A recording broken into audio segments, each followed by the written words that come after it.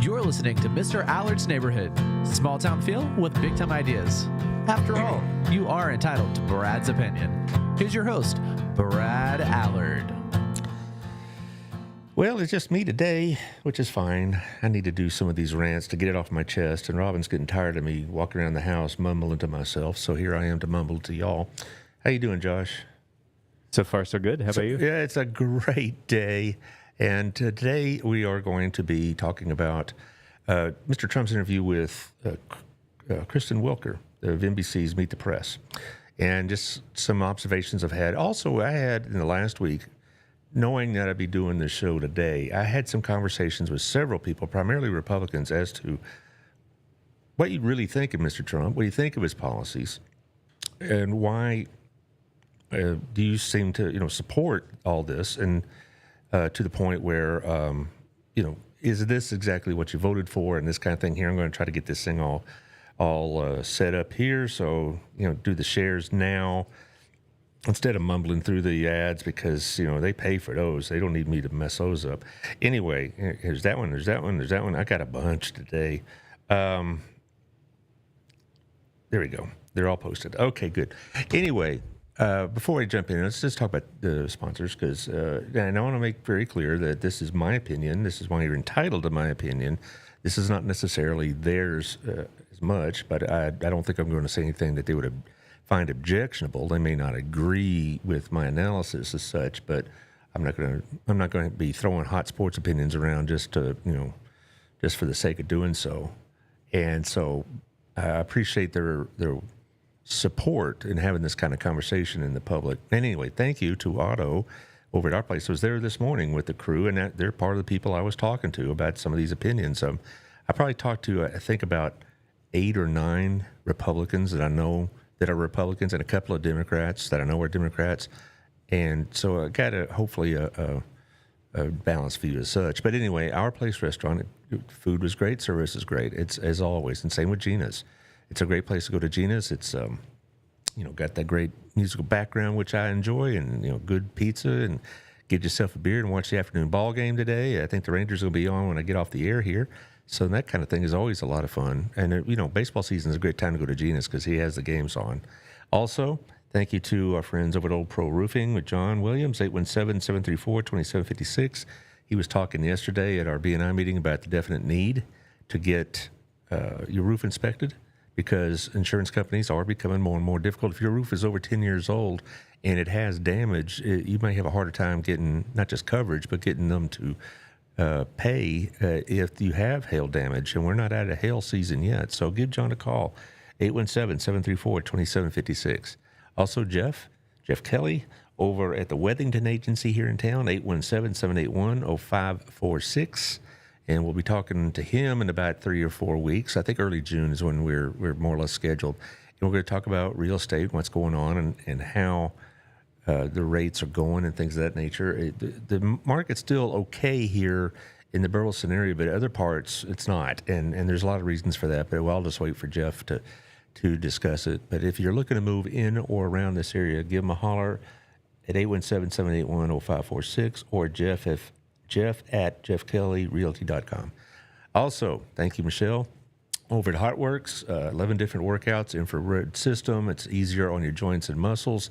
It's 24/7 with security measures. They know what they're talking about. It isn't just teenage kids running the counter. These people that work there know what they're talking about. They are certified in trying to help you find the best exercise regimen for what you're trying to do. So give Michelle a holler over at HotWorks. It's over off John Jones, over at Burleson Commons is the name of the park, the shopping area. Also, thank you to Local Life Magazine. You should have yours by now. Tiffany Jane does a great job, goes to 30,000 homes. She has good spotlight articles on groups within the Burleson area and Burleson business. I think last month it was on female-owned businesses, and so she always has some sort of theme along those lines. So it's a great place to do some advertising. You'll get a lot of eyeballs on it. So thank you, Tiffany Jane. Also, thank you to Burleson Buzz. We had a meeting last Monday night of the City Council, so hopefully we'll get a write-up pretty soon. I know that Cody's very busy being a new father. So it's $50 a year for a subscription. So give it a shot if you want to find out what's going on in the neighborhood.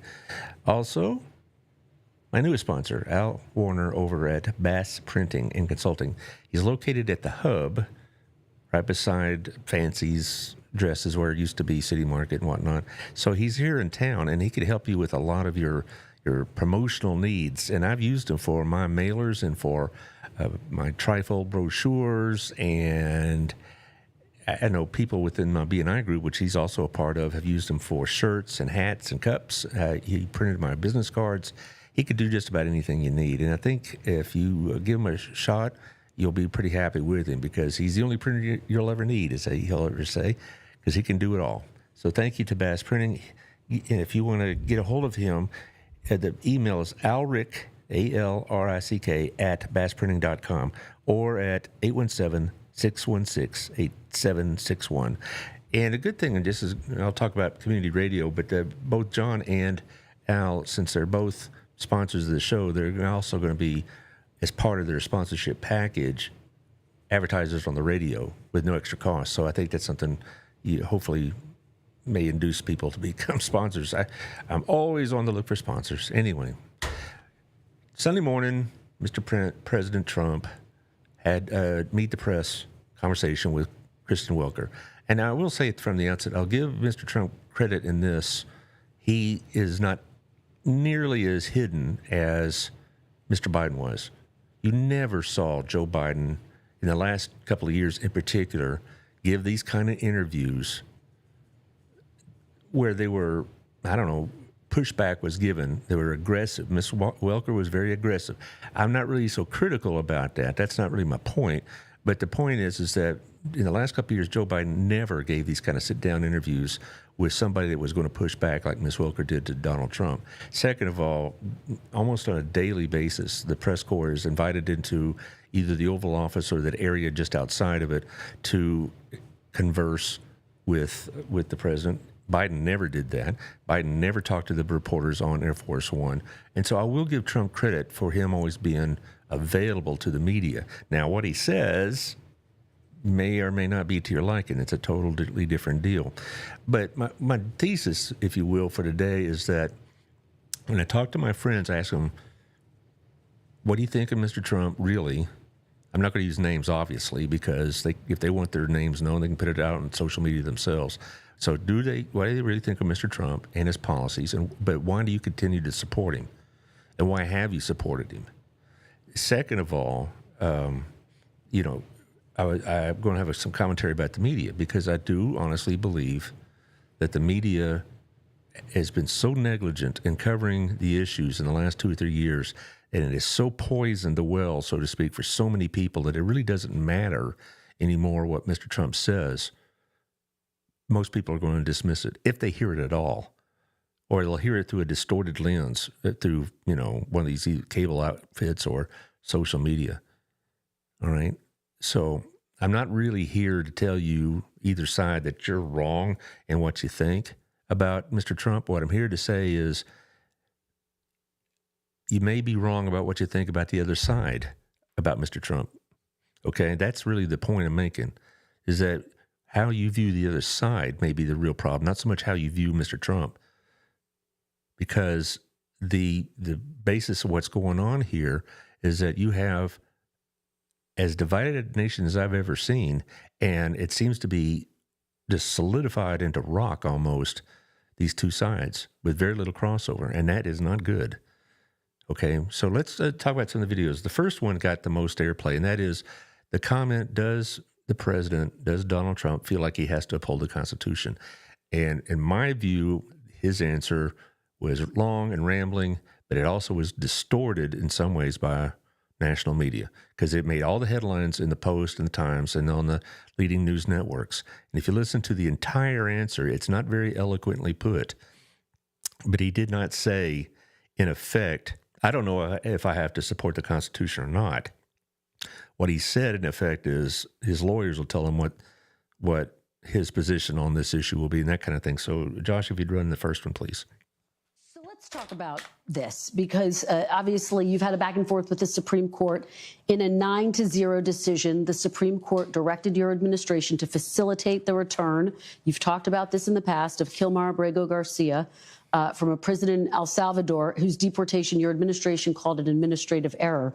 You said in a recent interview you could bring him back, but you won't. Are you defying the Supreme Court, sir? No, I'm relying on the Attorney General of the United States, Pam Bondi, who's very capable, doing a great job, because I'm not involved in the legality or the illegality. I have lawyers to do that, and that's why I have a great DOJ. We have a great one. We had a very corrupt one before. Now we have a great one. And they're not viewing the decision the way you said it. They don't view it that way at all. They think it's a totally different decision. Well, you say you have the power to bring him back, though. Your attorney general says, quote, that's up to El Salvador. Just to put a fine point on this, do you have the power to bring Abrego Garcia back as the Supreme Court? Well, I have the power to ask for him to come back if I'm instructed by the attorney general that it's legal to do so.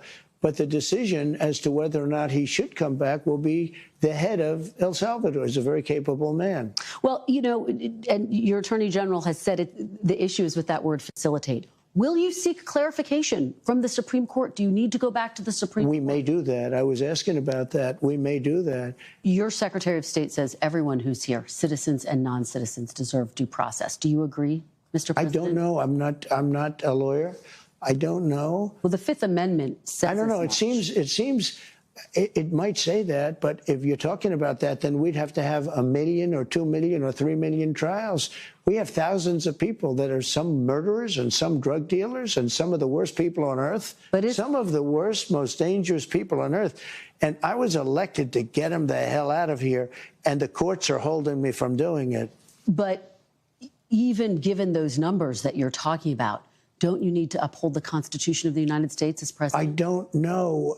I have to respond by saying again, I have brilliant lawyers that work for me, and they are going to obviously follow what the Supreme Court said. What you said is not what I heard the Supreme Court said. They have a different interpretation. Is anyone in your administration right now in contact with El Salvador about returning Abrego Garcia to the United States? I don't know. You'd have to ask the Attorney General that question. Okay, there's a lot to unpack there. What I saw, this is trying to be unbiased about what I heard really was not so much that I don't have to uphold the Constitution or I don't know, but yes, I would have liked for him to have said, of course I'll uphold the Constitution. Of course I'll uphold the Supreme Court rulings. I did not hear him say he was going to defy him. What he said was, we're going to have a different interpretation and all this. Trump does have a problem with being articulate about certain things. And Ms.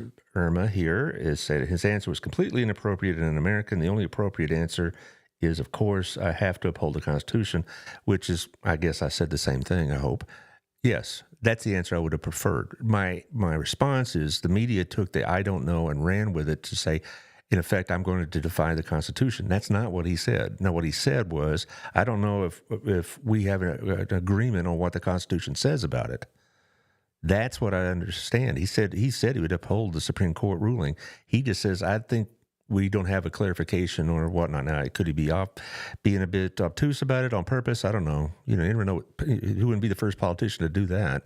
But I'm just saying the idea that well, let me rephrase this. The idea that was put forth by the Post, the Times, and the NBC, and I saw this directly on NBC myself, which kind of disappointed me because I like Lester Holt, is what I heard him say is, I don't know what they said, so we'll see what it is. I'm going to say what other interpretation of the Fifth Amendment is there is pretty clear. I'm afraid to tell you there's still a lot of court cases that over the years have had to clarify what the Fifth Amendment says about certain things. Okay, that's why we have the court system. Now, I'm kind of getting distracted from a point. I'm not trying to defend Mr. Trump's answer. What I'm trying to defend or point out is that they took a 3-word response that was really, if you listen to the whole thing, And the whole part of the interview, he's not saying, I will not uphold the Constitution if it inconveniences me. What he is saying is, I don't know what they're saying and what we're thinking are on the same page. That's why you go to the Supreme Court. Now, again, is he purposely trying to muddy the waters? Yes, I would imagine, but so has every other president we've ever dealt with. I mean, that's just the political morass in there. But the other part of it is, if he goes down the path of saying, well, we have so many of these trials that we're going to bypass the Fifth Amendment, then you have a problem. You're going to have a big problem, because that is a violation of the Constitution and of settled law by the Supreme Court for decades. I mean, this is not something that just came recently in the Biden administration by Biden judges and all this other business that you're hearing about.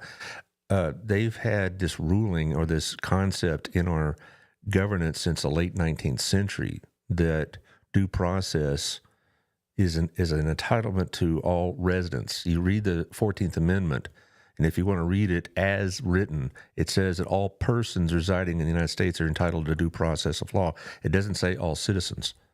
That's a direct quote from the 14th Amendment, is that all persons are entitled to the privileges and immunities of due process. Doesn't mean that persons or non-citizens have all the political rights or all the rights of a citizen, but they are entitled to have due process, whether they're here legally or not. Okay? And so, yeah, the answer is this is a price we're paying for an open border for the last, or at least the first 3 years. As far as what's going on now about him bypassing the Constitution is what Ms. Urban is saying here, he is walking on very thin ice. And most of the Republicans, the view that I'm getting from them is that at the end of the day, that they think he'll come across and abide by the courts. And he's made some statements along those lines, but sometimes their actions have been otherwise. And the things that, we may support at the end, doesn't justify the means, okay? Yes, I think we need to get a greater handle on how many non-citizens we have here, and particularly those with, criminal elements within it. But I think also we need to have just a better handle. And instead of just saying, well, it's too much of a burden for us to follow the Constitution, then that's unfortunate. We're going to have to follow the Constitution. The Constitution and our type of governance is inconvenient, it's inefficient, it's expensive, and it's vital to protect our liberties because, I've been hearing a lot about, well, if they go after this particular group now, they're going to come after your group later. I don't know how much of that is hyperbole, but it doesn't really matter because you can't really make that kind of distinction. Well, it's okay to do it, to violate other people's rights and not, but mine I'm secure with. Now, again, a lot of people get really upset when you talk about legal immigrants having rights in this country. For that to change, it isn't just a change in law. You're going to have to change the Constitution itself, or at least the interpretation of the 14th Amendment, which has issues on all of its own. And so, yes, we're going to have to do it. Again, I'm going to finish this part up. When he said, I don't know, I did not take away that he saw the Constitution, upholding the Constitution as arbitrary. But what I think he was saying in a very ineloquent way is that he doesn't know what the Constitution says about this or what the Supreme Court says about this. So he doesn't know what he's going to be upholding. Again, not a good answer that I would have liked to hear, but I just don't. I think the media jumped on it and put it across their headlines or led the news off with it and hammered it home and willingly left the impression that something else was meant. And that's just my view on that. Also, they had a lot of talk about Ukraine and Russia and talk about the economy. So I believe the next one, Josh, isn't it on Ukraine? Yes, it is. Okay, let's let it rip. You just signed a minerals deal with Ukraine. It's a sign, it seems, that the United States is invested in Ukraine's future. The Secretary of State told me this is a very critical week. Are you any closer to reaching a peace agreement between Ukraine and Russia? I hope so.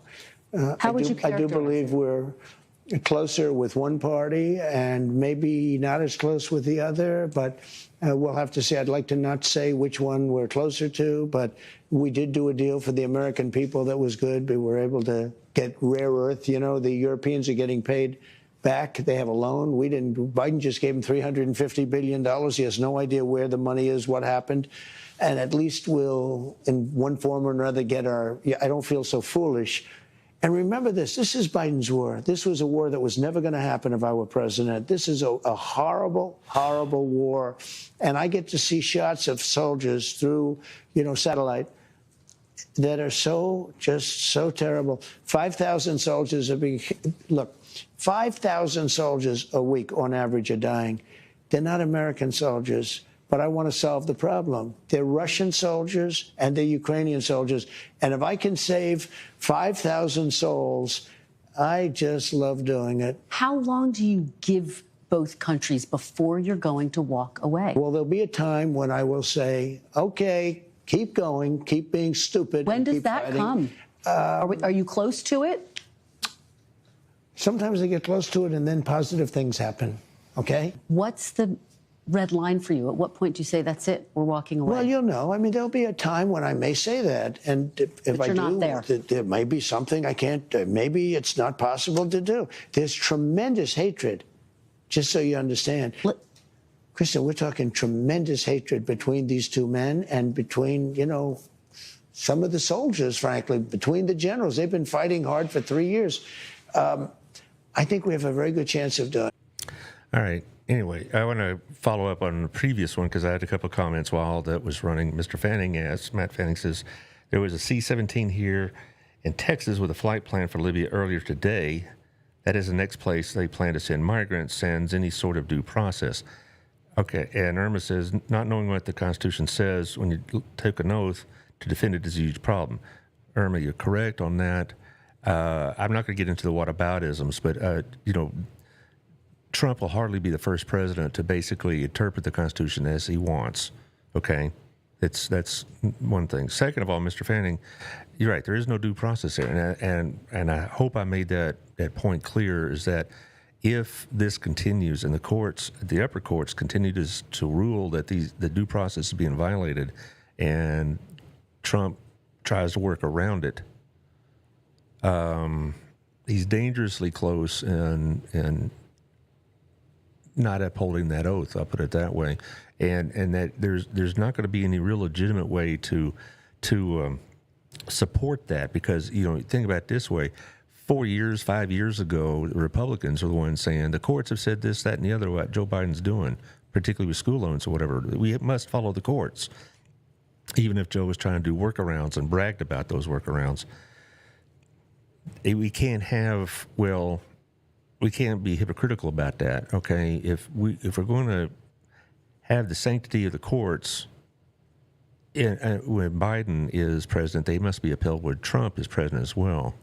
Now, I will say the Democrats made a lot of this problem themselves by they try to discredit the Supreme Court with the Dodd's decision that overturned Roe versus Wade. They try to make a big deal about Thomas and Alito and whatever personal relationships they had. They wanted to impeach them, or they wanted to pack the court, or things like that.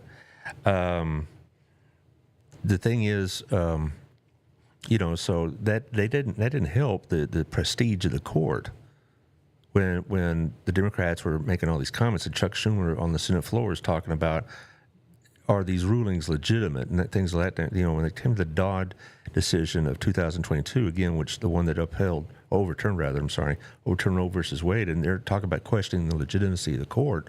And now the Democrats are talking about the Supreme Court being the voice of God, practically. This is the type of thing that politics does. I'm just saying that when people get all bent out of shape about the Republicans allowing Trump to basically thumb his nose at the Supreme Court, they do the whataboutism, and they point to Biden and the Democrats and what they try to do to the court.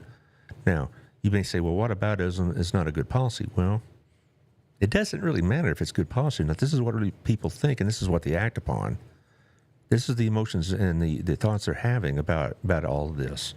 Do I think he should be impeached as he doesn't uphold the oath? Well, that's not going to happen because, you know, what the Constitution says is fairly vague. It has to be something along, you know, high crime or misdemeanor. And the Democrats would impeach Donald Trump right now for whatever purpose. And just like there were Republicans that want to impeach Joe Biden for whatever purpose. So I think impeachment's just it's a tool that's being used way too often, and it's just a matter of politics. And you know, it's going to be to the point where impeaching a president is going to be fairly routine, and then you have to get 67 votes in the Senate, and that's not going to happen. So back to the Ukraine and Russia thing. About 2 weeks ago, last week actually, we signed that minerals deal with Ukraine, and some people were very critical about that because they thought that we were basically extorting the Ukrainians. Well, we would like to think that we were supporting Ukraine because it's upholding the American ideal of freedom and democracy and whatnot. And I do support Ukraine. I would continue to support Ukraine with or without this deal. But I'm motivated by those kind of things. But a lot of people aren't.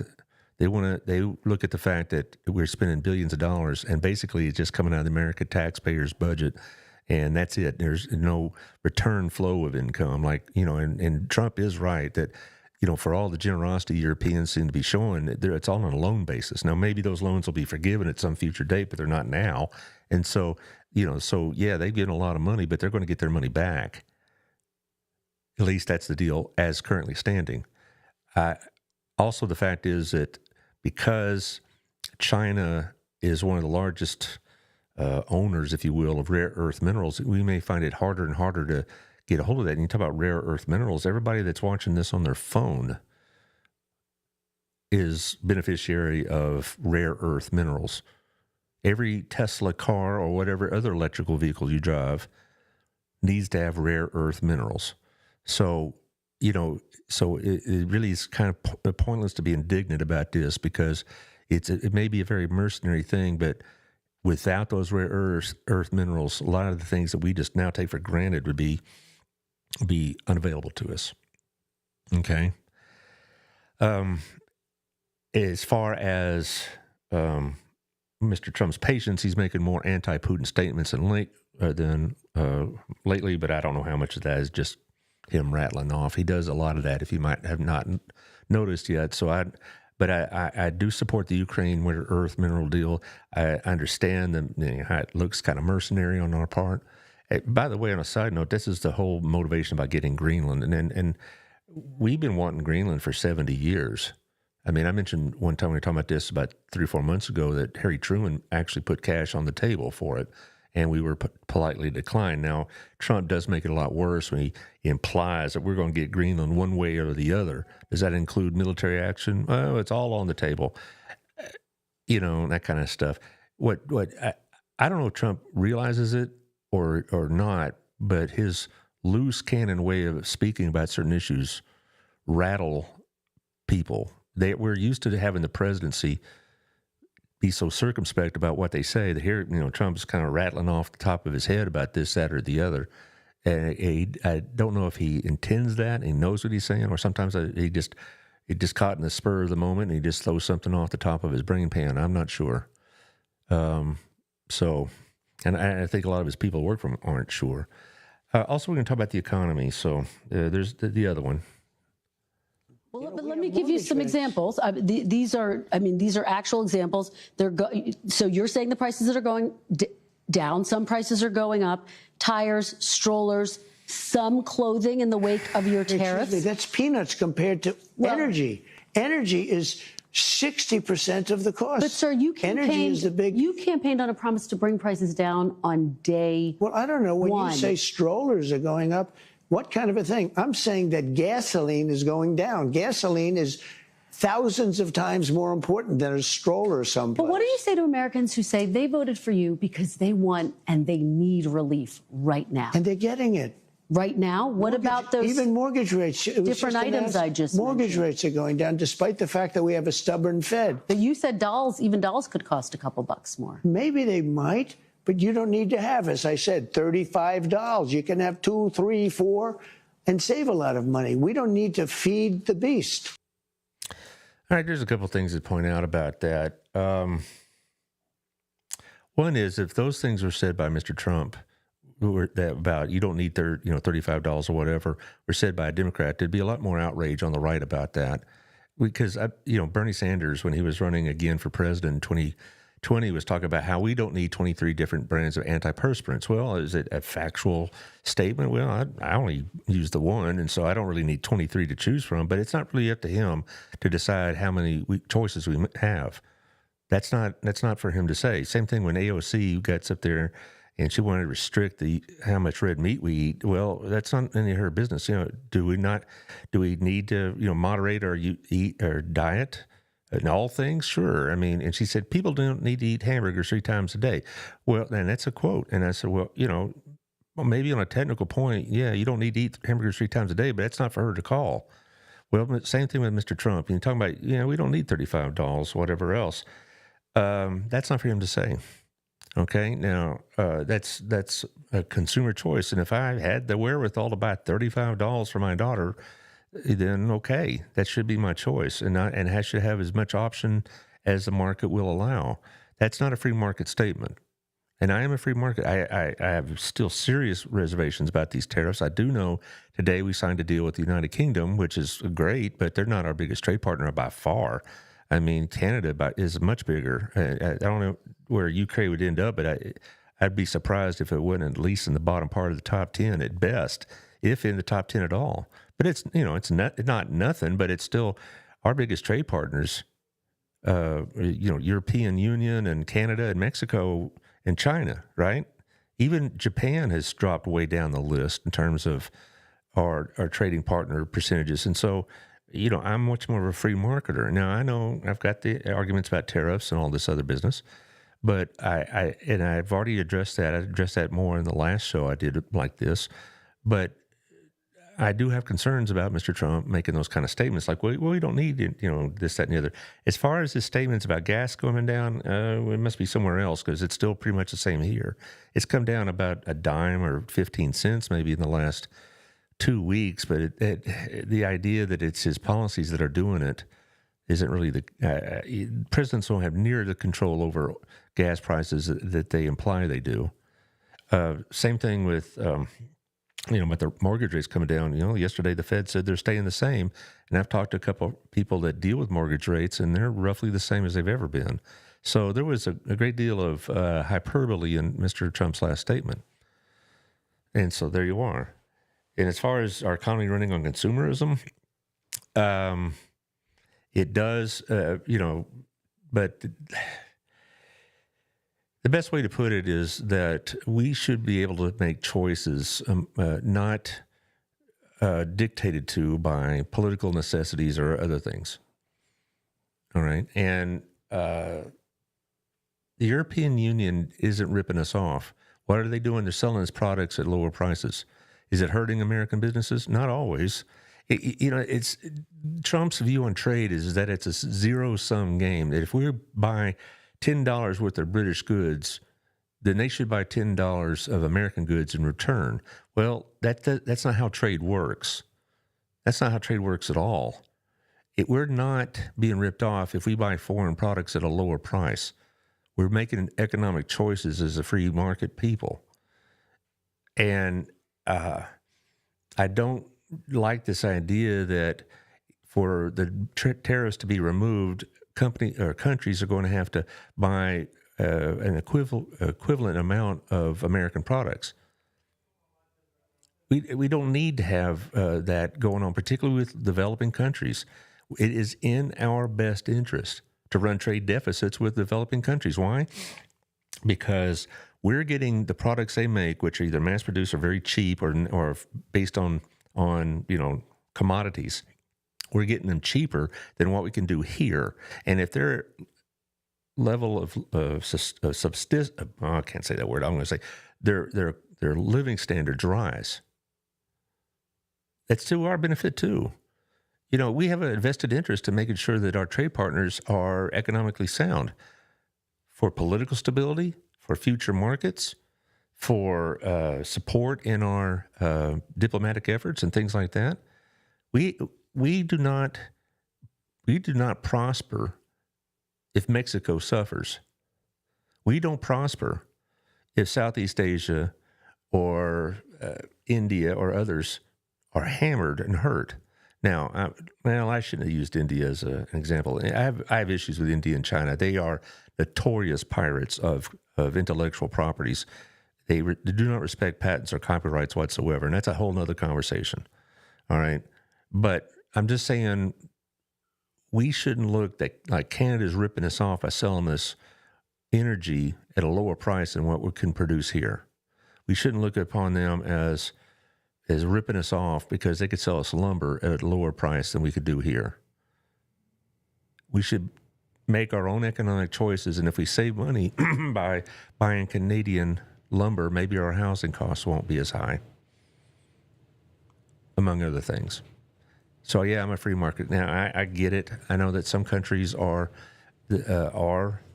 predatory in their trade. They will try to dump goods on us, or they'll block our commodities in particular. I've had that conversation many times with my farming kin about how a lot of markets are closed to them. That could be addressed individually, separately. We don't have to have a blanket tariff for that. Now, here's the point of the show. I've kind of gone a little bit long on what I was talking about here. Why do people support Donald Trump, even though there's certain things that even his supporters acknowledge to be problematic, like his dealing with the courts, like his dealing with tariffs? The support for Donald Trump among his core supporters is still rock solid. And I asked, so that was the point of my conversations. All right. What do you think of his policies, which a lot of them were somewhat critical of? Why do you still support him? And they will tell you there's several of the following. Here's the basic answer. Donald Trump is addressing issues that these people wanted addressed all this time. Now, whether you think that these issues are legitimate or that it should be addressed in a certain way and all this other stuff, that's great. But I'm talking about the people that support Trump. They looked at Donald Trump as this is the first president that addresses the issues that concern them. The border and, some of the cultural stuff and, the apparent lack of strength in foreign policy and things of that nature. Donald Trump addresses those issues that they wanted addressed. And they felt like the Democrat Party either didn't address it or were dismissive of their concerns and said, your concerns aren't legitimate, or they're something you got from Fox News, and we're not going to even deal with it. My biggest problem with the Democrats is that they looked and still look upon the Trump supporters in such a negative view that whatever views they have, whatever emotions they feel, whatever impressions they get from the media, whatever else, they just automatically discredit them. They delegitimize them. And that's why the Democrat Party is in such difficult shape now. I did talk to some Democrats over the last couple of weeks, and it's not so much that's not really their view. I mean, they have, they can think about what they want to about the Republicans that support Donald Trump, but they do acknowledge that their own party, the Democrat Party, is way, way out of touch with most Americans, and that they are dominated by their left fringe, if you will. Now, Ermas, is the way he's addressing those issues actually beneficial to his base? They understand, most of them understand that they feel like this is a short-term thing. Now, if I ask them this again in a year from now, they may have a different answer. But what they see is that the way Trump is addressing the border, the way he's addressing the China situation, the way he's addressing Ukraine, is that, yeah, it's going to take some time. They're willing to give him time for it to work out. Is it beneficial to his base? They think it will be.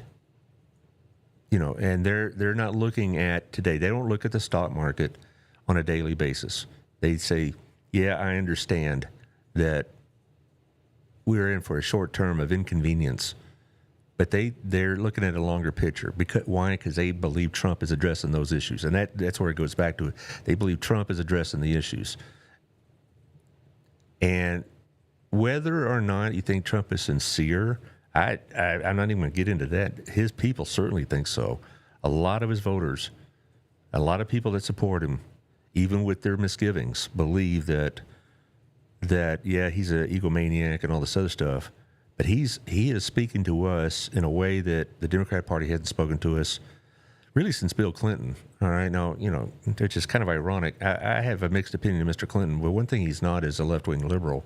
He may have been a little bit, shall we say, loose with the private life, but that's another conversation. But his policies were not particularly liberal in most cases, particularly on economic ones.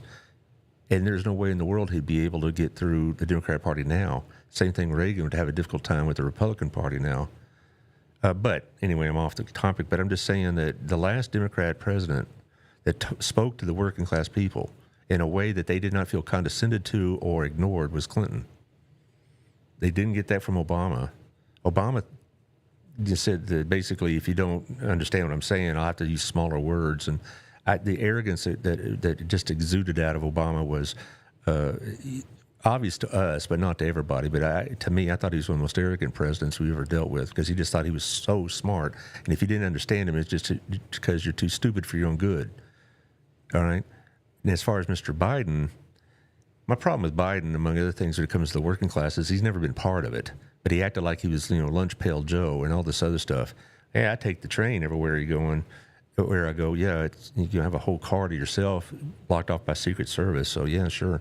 But he acted like he was just working class Joe, and he never had a private job in his life, or his adult life anyway. I don't know what he did as a teenager, but he certainly as an adult, he never had a job in the private sector.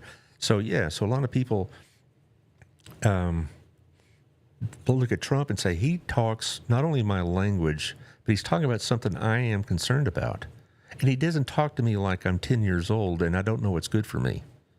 And I'm repeating a lot of what my respondent said. Do I believe this? To some degree. I do believe the Democrat Party, and I'm not, Irma was kind of giving me a hard time prior to the show that I was going to, well, I can't use the exact phrasing she used, but I would be disparaging of the Democrat Party. I'm not disparaging of my Democrat friends at all because I know them. And they're good people. And they care about this country. But I think the party as a whole has gotten such an image that it's going to be hard for them to shake. And because the Democrats are pretty much leaderless. I mean, Chuck Schumer, for God's sake, move aside, sir. I mean, you are a terrible front person for the Democrat Party. AOC is trying to be, but, and she does get some of the young people, the left-wingers, so to speak, riled up. But she's not going to be president in 5 years or 3 years. This is just conversation. All right. The image the Democrat Party has is going to be very hard to overcome for various reasons. One thing, a big one, is that most Republicans, okay, Irma says the party is a blank show. Okay, you can use my words. No, this is a family podcast, dear. But anyway, you're welcome to say what you like. But no, that's kind of what she was phrasing to. But my point is this, is that the media has so discredited itself over the Biden coverage of his infirmities that the Republicans just don't listen to it. And they never really have in the last few years anyway, but they now, they do not take anything that the New York Times or the NBC, ABC, CBS, et cetera, they don't care. It isn't so much that makes them mad. They don't even respond to it anymore because they are so convinced that the Democrats and the media collaborated in probably one of the worst cover-ups in our history. They talk about Watergate being pretty bad, and it is, and we can make those conversations. But this one over Mr. Biden's infirmities and his decline wasn't just a media scandal. It was dangerous to the Union. People talk about Trump being a threat to democracy. So was Joe Biden's condition. Okay, is Trump a threat to democracy? Depends on what you want to talk about. And, is he going to defy the courts? And I got it. But Joe Biden's condition was a real threat to democracy also. And there were people in the media and in his circle and in his party that were willing to put him up for another 4 years, knowing what condition he was in. I don't know anything other. The only word I could think of is treason, because that's. And I'm not trying to be, Mr. Fox News on it, but to put a man in the presidency that they knew was incapable of doing the job. I don't know what other word you can use, because they would have put us in a situation, a real peril. And they said, well, we could replace him with Kamala Harris. Well, Kamala Harris is, that's a whole other story there too. That's not a solution. And it's also disingenuous if they thought that was their plan all along. Let's get Joe elected. And then after about a year or so, we'll start making these noises about the 25th Amendment and this other stuff, and Miss Harris can take over. That's disingenuous if that was their plan all along. That's certainly not what they were putting out there. That Joe is fit and ready to go. And, all these nitwits on MSNBC, Joe Scarborough has got to be the biggest idiot on television, and that's saying something. And they were talking about how Joe Biden was, fit as a fiddle, and then he had all his staff doing it. And the New York Times didn't cover it. Now what you're getting, books coming out by people on the spot say, oh, yeah, I noticed this all along. It was a concern I had. And we had media people now saying, yeah, we saw it, but we never could talk about it, and we were shamed. There's an interview today on CNN, on the CNN page, with a guy named Chris Cillizza, who has written about presidents for 20 years. I've read him for a while. And he says that anytime that we brought this up, we were shamed by his administration, and we couldn't ask about it and all this other stuff. This is why so many Republicans will not listen to y'all that don't agree with them, with the Republicans, because they say, y'all lied to us about Joe Biden, and there's no other way to put it. The media lied to us. Democrat Party leadership lied to us, and that's what they're saying. And this is what all my Republican friends are saying. They look at the Democrat Party as complicit in one of the biggest cover-ups in our history. And now they want us to listen, or Republicans to listen, when they have criticisms of Mr. Trump. And they're like, we're not receiving it. Y'all proven to be untrustworthy.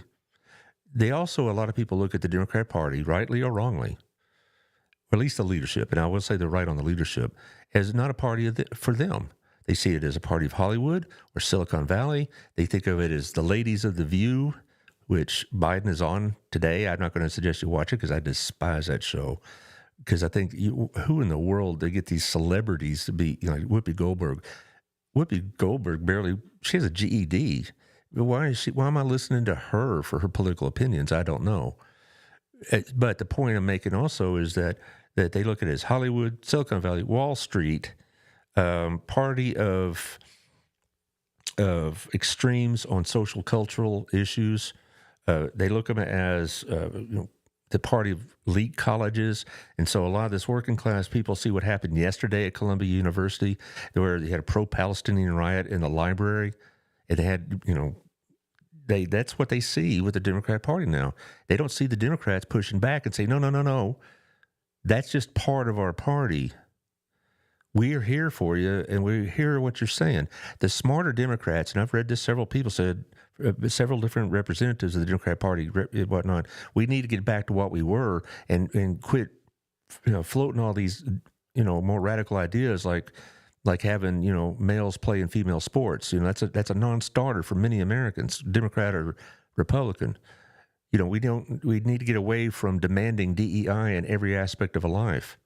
If a corporation wants to do it, great, that's their money, but and mandate it in every aspect of life, we need to get away from that. But you're not seeing that with the Democrats. All you're seeing is a mumbling, stumbling Joe Biden, or you see Chuck Schumer, who is, there's only one other person in the Senate I think is more as spineless or as chameleon-like in how they change, and that's Lindsey Graham on the Republican side. Both those two men have absolutely no standards. It's just whatever gets them to the next day, and they'll change their principles like people change their socks. But anyway, you're not going to win the working class back when having Joe Biden reading speeches on the Senate floor with his glasses like I'm wearing now, his readers, and he's mumbling and through it about, that's not going to happen. You need for the Democrat Party to regain trust with a large segment of the population. They need to jettison some of these more left-wing ideas and left-wing candidates, and swearing and cussing isn't a way to show how much you care. That seems to be a new thing with a lot of the Democrats, is dropping the F-bomb in their conversations as if, well, if they're cussing, they must really mean it. Please. That's not good. That's dumb. But anyway, you got to get past having people like Rashida Tlaib or Ilhan Omar getting all this airtime. You got to find a way to shut Elizabeth Warren off a little bit, or I don't shut her up. That's not appropriate because that wouldn't be America. But you need to quit focusing on Elizabeth Warren, who's got to be one of the most obtuse people in the Senate you'll ever meet. I don't care if she taught at Harvard. That doesn't mean anything. All right. I've known a lot of people that have a lot less education that are a lot smarter than Elizabeth Warren. All right. The Democrat Party needs to go back to what it was before. They were the class of farmers and working class in small America towns, and they were the party that may have been like a little bit more center left, if you will, but they also had restraint, and they wouldn't pursue all these crazy ideas, and they would be dominated by the high profile left wing part of their party. That's my criticism of the Democrat Party, not so much their principles. I mean, if we want to talk about principles and policies and politics, well, what's the best policy for X, Y, and Z? That's a different conversation. My point with my beef with the Democrat Party is that they treat vast swaths of the American people as idiots and gullible, and that their views are illegitimate, and that they shouldn't have those views, and that they're homophobic and they're xenophobic. When most Republicans are neither of those things. They just don't want to have it shoved down their throat day after day. They're not. I don't know hardly any Republican friend, and I know they're out there that think differently, but most of my Republican friends are not any of the negative caricatures that are being portrayed of them, and they resent it. Yeah, okay, we may know somebody that is a racist that votes Republican, or is homophobic that votes Republican. Well, it's like saying, I know you could say that about Democrats. They're anti-Semitic and they vote Democrat, or they endorse basically no restraints on any cultural measures you want to think of, abortion, inclusion into sports by letting them pick your own gender and all that business. So. It says, why not dismantle MAGA and get a more center-right party? You could gain a lot of traditionally Democrat voters who are also not into the extremism. Yes, you're absolutely true. The problem is twofold in that. One is there's going to be a lot of damage to undo. There's going to be a lot of damage to unwind from this. Second of all is the people that prosper by this have no vested interest in pursuing what you're talking about, Irma. People not just in the media, but also political parties and whatnot. There are people that prosper by exasperating this problem that we're having. I would, it'd be great to get rid of MAGA and have a center-right party. I would also say it'd be great if the Democrats would be a center-left party, which they are not. And one last thing, what's made this also worse is the Congress, and I've mentioned this many times, the Congress are a bunch of cowards. They don't do anything about the president. If it's from their party, do whatever. It's from the other party, he can't do anything. And therefore, the people that are going to make these kind of decisions aren't going to make them. Second of all, our presidential elections, because of the power given to our president, they become seen by the other side. They're seen by the other side as an existential threat to them. Not just their beliefs, but them personally, because of all the rhetoric and because of the extremes on both parties. The losing side sees an existential threat that this new administration poses. Under Biden, it was people of faith, it was people that own guns, it was people that did not support open immigration. It was people that felt like they felt targeted. They don't feel like they were just being sneered at, which they did. They also felt like they were being targeted. Now, and that's not good. Now it's not good on the Republican side. I know people that either are gay and lesbian or have friends or family that are, and those people feel frightened. And then you say, well, they shouldn't be. They do. The gay and lesbian community feels threatened. And whether or not the Republicans feel like that's a legitimate threat, it doesn't matter. That's what they feel. The gay and lesbian community feel like they're being targeted. A lot of other subgroups, sub-demographic groups, that's the phrase I want to use, sub-demographic groups within our society feel threatened by Donald Trump, even though we would say, oh, you don't have anything to worry about. They don't think that, and that's the important thing.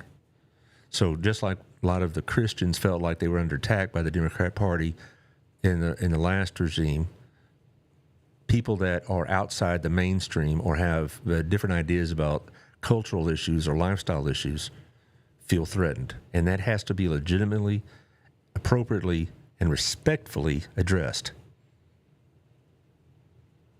Because we cannot have a situation where our elections are seen at such a dire level that people think it's an extinction event for them and their loved ones if the other side wins.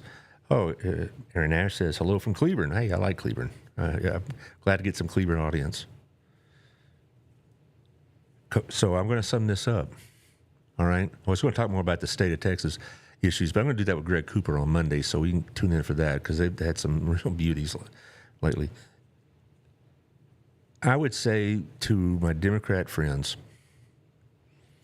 your policies and ideas are worthy of debate, and they're not bad in all things. Irma says women feel threatened. That's literally 50% of the population. I don't know. Well, okay. I don't think a lot of the women in my life that I know feel threatened. There's a couple of them, but I'm not saying most of them that I don't. But if you say so, I'm not going to say if you feel threatened personally by it. I'm not going to dissuade you of that feeling because, like I just said, I don't have to agree with it for it to be legitimate. But anyway, back to what I was saying. What I would say to my Democrat friends, I may disagree with you on policy, but until you get people that are sincere about addressing the concerns that I just addressed, but my Republican friends have, you're going to still be in the wilderness. And until you get to the point where you don't view everybody that doesn't vote like you as some sort of Neanderthalic slob that drags their knuckles across the ground, you're not going to get anywhere. And to my Republican friends, I would say, not all Democrats are AOC or Elizabeth Warren. Traditionally, the Democrats used to be people that would represent you. And so it's my hope that the Democrat Party returns to its roots. I'm not saying it needs to adapt every Republican principle. I'm just saying it return to their roots, and they discard some of the more DEI or, let's let people choose their own gender at middle school and let them play whatever sport they choose. Let's get away from that and get back to the basics. And so that's about all I can say about that. I'm about to run out of time, and I have a couple of things I need to address. One is, I know this is kind of a non sequitur segue, but this coming days we're going to actually I was going to put City on the Hill first, Josh, okay? City on the Hill is coming up in 48 hours over at BHS, and Crazy Eights does great things for this community, and it is one of the best things that we do as a community. So go support Crazy Eights Ministries. It's from 10 to 2 over at BHS parking lot. There'll be people there. It's free to attend, free to be a vendor there, free for your nonprofits to go be. And they'll probably still take your phone call if you want to jump in at the last minute. So get after it if you want to do that. Also, we have the honey tour. I had Melissa Miller on Monday, and the honey tour is a big thing, of course, in this community, and they still could use some volunteers. The chamber does a great job putting on the honey tour, and it's in coordination with the carnival we're going to be having at the same time on Memorial Day weekend. So put that on your schedule. Now you can put the 88.3. Our friend Rich Hooper is promoting some of these same events, to say the least, and is becoming more and more of a community partner. And he and I are becoming good friends about this, trying to present a unified opportunity for people to get their word out and things of that nature. And it's also my wife's favorite Christian radio station.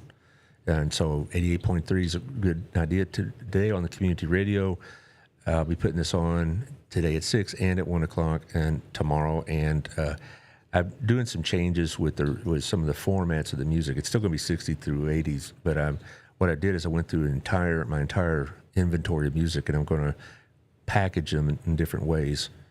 Still same great music, it's just going to be presented a little differently, and you have to find out what that means. But also, I mentioned earlier that John and Al from Old Pro Roofing and Bass Printing, because they're sponsors of the show, they're going to get free advertising 3 times a day because of this, because of their sponsorship. So something you want to consider. All right, I'm out of breath. Thank you, Irma. Thank you, Mr. Ash. Thank you, Mr. Fanning, for your participation. I hope there's some sort of clarity. I always felt like I just spoke from the heart. I know not everybody's going to agree with it, but I hope I'm understood where I'm coming from, at least. And Josh going to be here next week? Absolutely. You don't want to miss this, do you? No, not at all. That's what I'm saying. It's you get an education over there, right? Yep. Taking notes. Finally, somebody's taking notes. All right. I got you. I have a T-shirt or sweatshirt that says, when I'm talking, you should be taking notes. I need to wear that on the air sometime. All right. I'll see you Monday with Greg Cooper, and then next Thursday I'm going to be talking with some people from the Burleson Parks and Rec, and we're going to be talking about the carnival and all the associated events. So we will see you next week.